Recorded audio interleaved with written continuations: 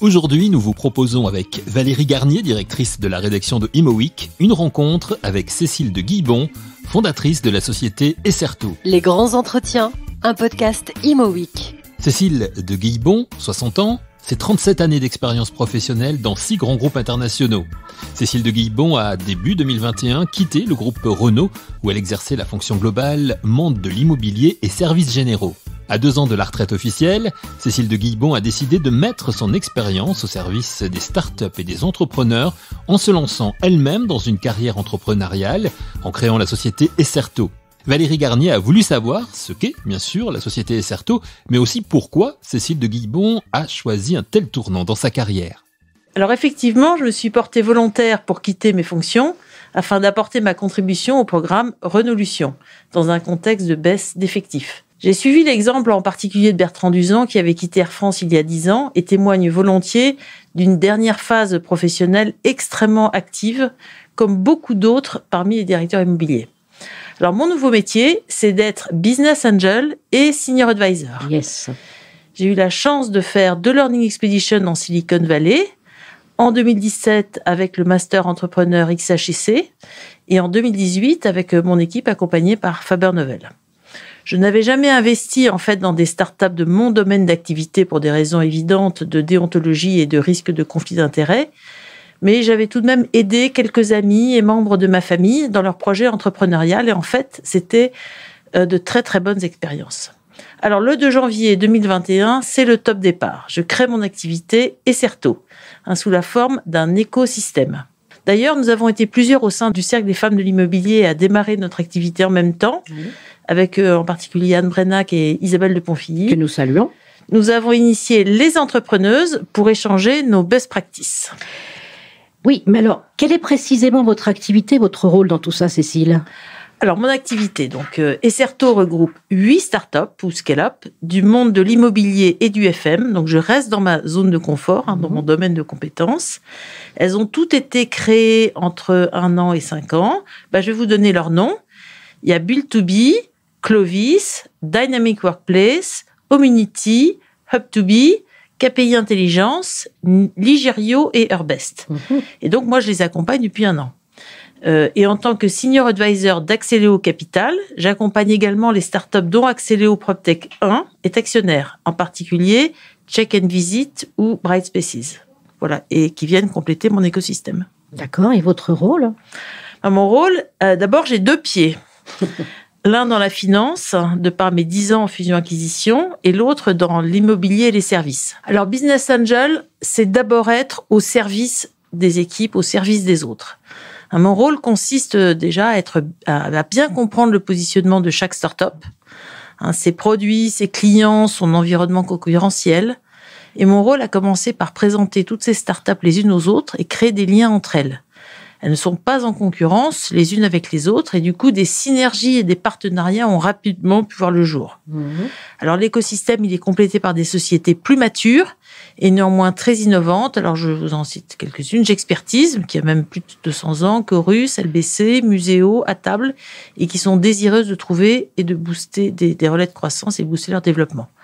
Alors, mon rôle, en fait, il est très large, parce que ce sont des petites équipes. Alors, je les aide beaucoup à revoir leur BP, leur pitch investisseur, leur BP business plan. Merci. Voilà, les relations avec les grands comptes, mais j'interviens aussi sur les RH, sur la finance. Et on est beaucoup dans des questions de digitalisation, en fait, des métiers de l'immobilier et de la finance, et de la construction. Beaucoup disent quand même qu'il y a beaucoup de retard et qu'il y a beaucoup à faire, et que les 10 prochaines années verront une explosion de la PropTech. Donc voilà, moi j'apporte des solutions et j'avoue que mes interlocuteurs me remercient souvent pour l'espèce de panorama que je leur donne d'une dizaine de startups très représentatives de tout ce qui se fait.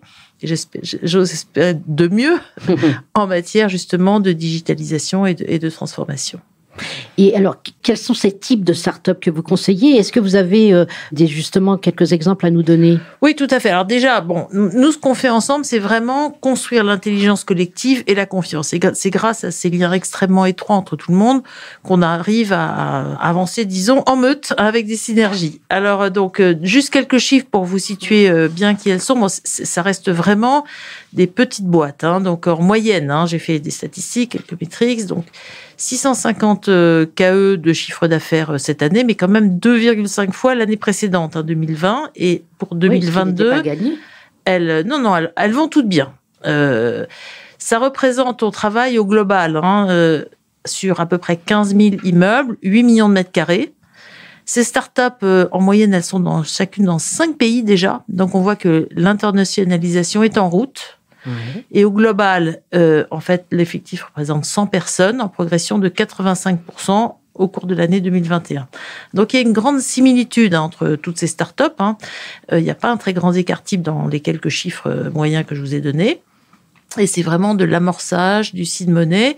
Alors, je suis arrivée, moi, au début de l'augmentation de capital, la première ou la deuxième pour 5 d'entre elles. Donc, en fait, j'ai mis évidemment des tickets pour montrer mon engagement. Je suis un business angel parmi d'autres, mais bon, très actif, très présent, très disponible.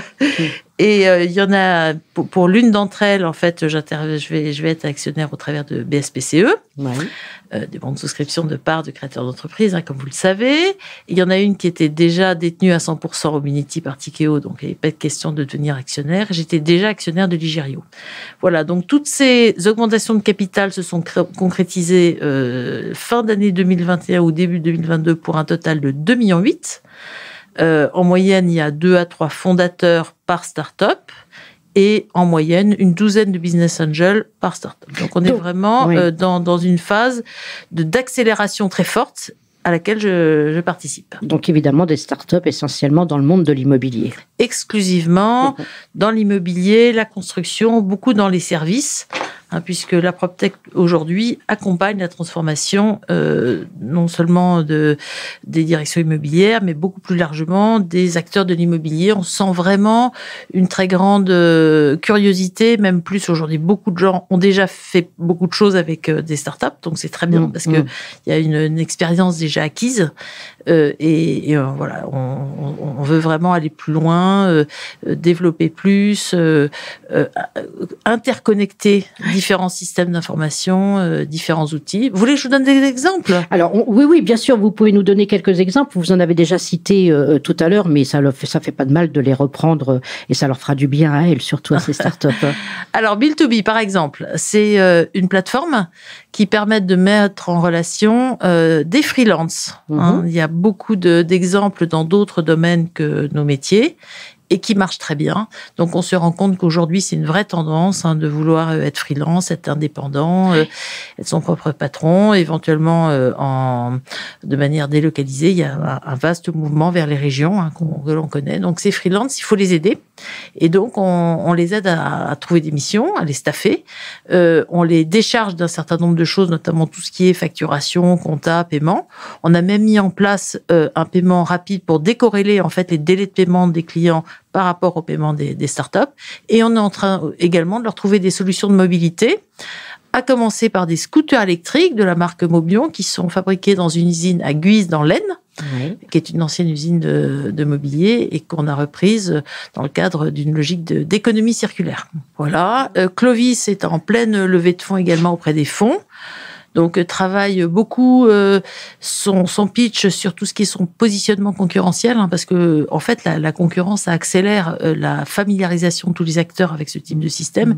Et c'est à nous à expliquer pourquoi on fait les choses différemment, pourquoi c'est beaucoup plus simple, très convivial, intuitif.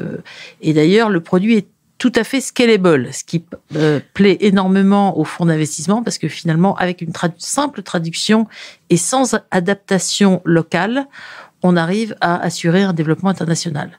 Et puis, le cycle de vente est aussi quelque chose qui intéresse beaucoup les investisseurs, donc il faut rentrer dans le détail et on se rend compte que finalement, c'est assez rapide puisqu'on est à 24 jours moyens. Voilà donc toute une série d'exemples donnés par Cécile de Guibon, d'entreprises auxquelles, avec sa société de conseil Esserto, elle apporte aujourd'hui son expertise. Donc on peut le dire, ça a fonctionné tout de suite, justement, probablement grâce aux années de Cécile de Guibon dans l'immobilier. Les choses se savent vite dans ce milieu et le bouche à oreille a bien fonctionné en faveur de Esserto, comme nous l'explique Cécile de Guibon au micro de Valérie Garnier.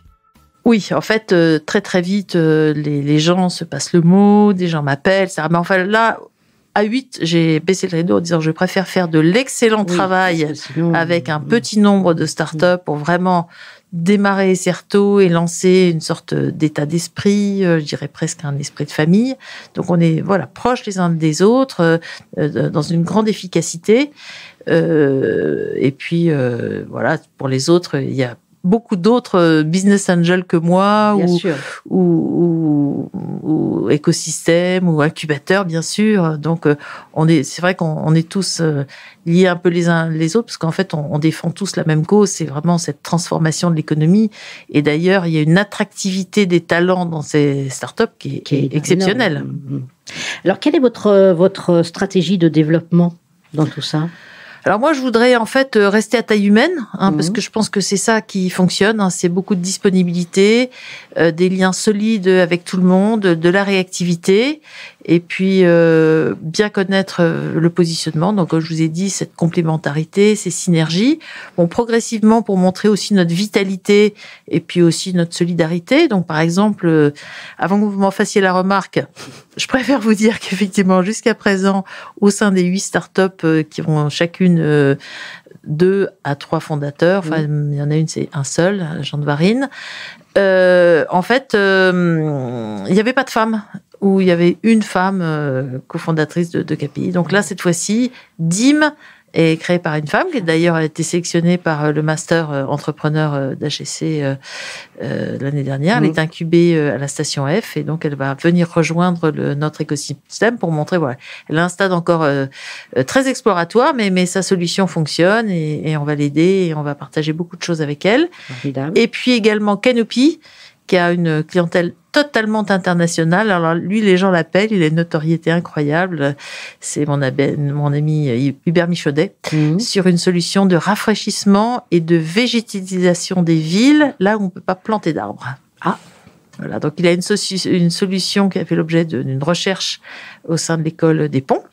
Et ça y est, il fabrique, il s'installe dans un atelier. Et il y a énormément de gens qui, par rapport à tout ce qui est climatique, clairement, on choisit cette solution comme une très très belle expérimentation de ce qu'on va pouvoir développer dans le monde entier.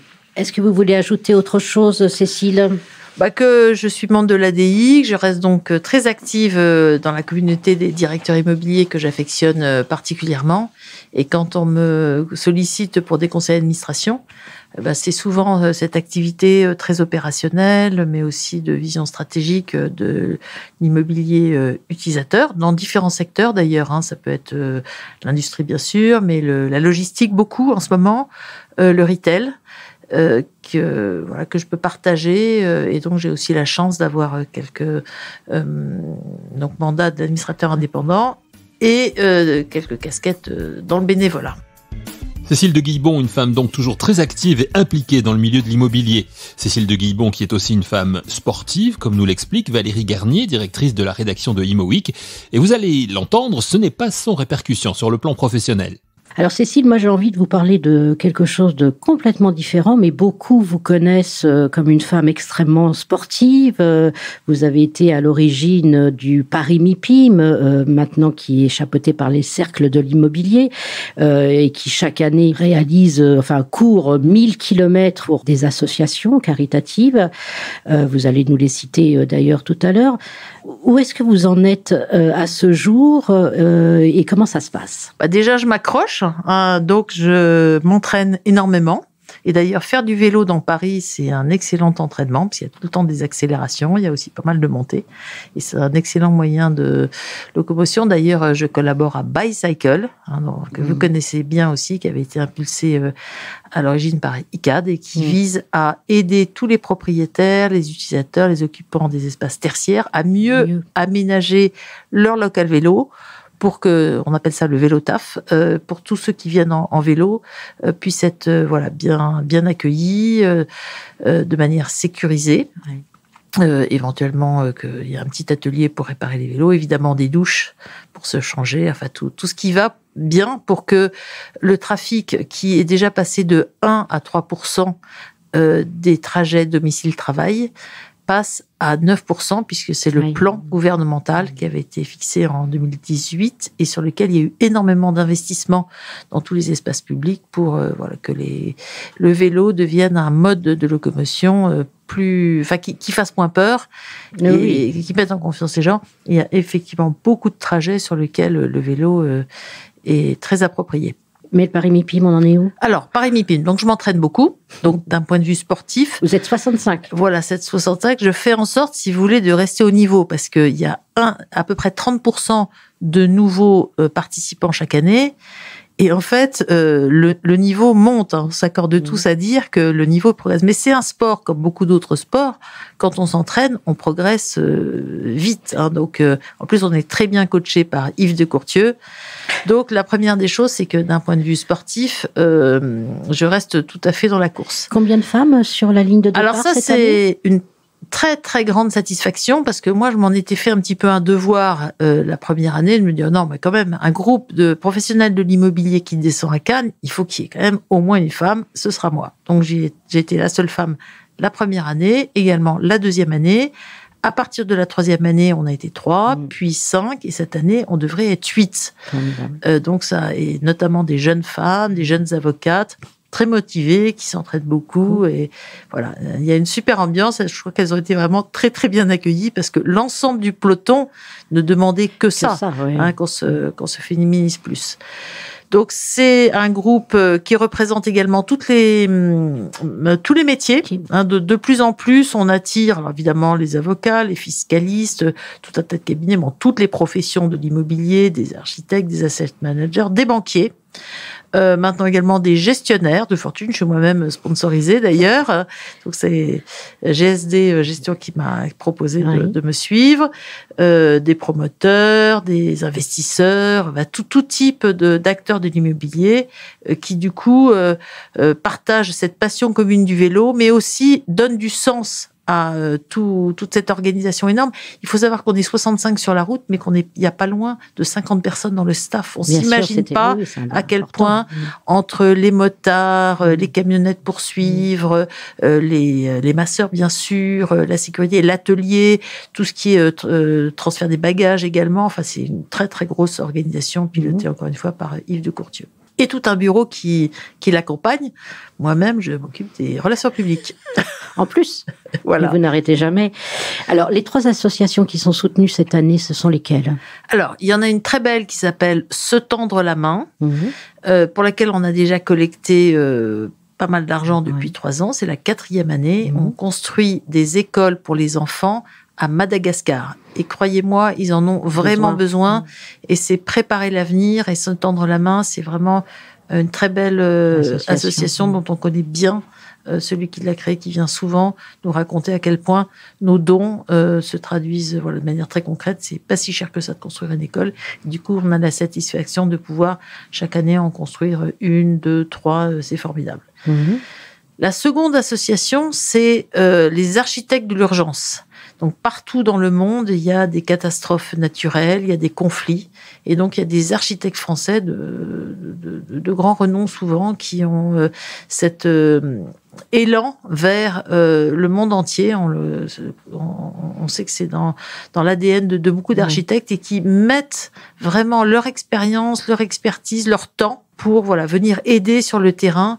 Et ça, c'est aussi extrêmement appréciable de voir cette solidarité professionnelle, parce que évidemment, ils repartent en ayant reconstruit, en ayant vraiment aidé à la vie au quotidien de ces populations affectées par les conflits. Et puis cette année, nous avons donc un collègue qui a une fille frappée de mucoviscidose, une petite blanche, qui nous émeut tous au plus profond de nous-mêmes, parce que si on fait ce vélo, c'est qu'on a effectivement 2 jambes, 2 bras, un corps qui fonctionne bien, et on se dit que voilà, il y a une injustice de la Bien santé sûr. qui fait que tous les enfants ne naissent pas avec. Donc, on est vraiment content de subventionner la recherche médicale pour trouver. Pour vaincre la mucoviscidose. Voilà, exactement, hein. exactement. Mm. Blanche, elle cartonne, elle est à 47 000 € alors qu'on n'a même pas tous ouvert notre page. Donc, vaincre la mucoviscidose, ça cartonne. Ça cartonne Ouais. et voilà. les autres continuent de grimper tranquillement. Vous avez comme objectif 100 000 € cette année, Oui, c'est ça? oui. D'accord. Depuis le départ, on a déjà levé 300 000 €. Oui. Et là, cette année, on s'est fixé un objectif de 100 000 €. Et vous êtes confiante pour cette somme? Oui, je pense que. Alors, vous savez qu'il y a 2 ans, le MIPIM, il a été annulé. Oui. Et en fait, la collecte avait très, très bien démarré, mais c'est un petit peu brutalement interrompu quand il y a Bien eu sûr, l'annonce bien de. sûr. Bon, donc, si le MIPIM a bien lieu, on a prévu des actions aussi pendant tout le MIPIM, grâce à vous notamment, hein, puisque Oui, nous vous sommes êtes partenaire presse depuis le premier depuis jour. le premier jour, Hein, je absolument. me Merci rappellerai de le souligner. Toujours de la photo que je vous ai envoyée un dimanche soir du peloton, on était 11 et vous demandiez vraiment d'où ça venait et qu'est-ce que ça venait faire là. Mais ça m'a tout de suite touchée, effectivement, puisque c'était pour des œuvres caritatives et je trouvais que l'idée était formidable. C'est vrai que de faire des dons, et j'en profite pour dire que même les tout petits dons, même Ils sont 10 les €. bienvenus. Moi, j'ai eu des étudiants, par exemple, de la Sorbonne ou Dauphine, qui ont fait des versements, et ça m'a particulièrement touchée de voir que voilà, ils se joignaient à l'effort collectif. Donc, c'est pas du tout une question de montant. Il faut que chacun se dise que ce qui est important, c'est de participer et qu'il n'y ait pas d'une autocensure par rapport au montant. ImoWeek est partenaire de ce formidable élan sportif de solidarité en lien avec le MIPIM et dans lequel, vous l'avez compris, Cécile de Guilbon est largement impliquée. Merci à elle de nous en avoir parlé et de nous avoir présenté sa toute nouvelle société de conseil, Esserto. Merci à vous d'avoir écouté cette émission et rendez-vous très vite pour un nouvel épisode de Les grands entretiens, un podcast ImoWeek.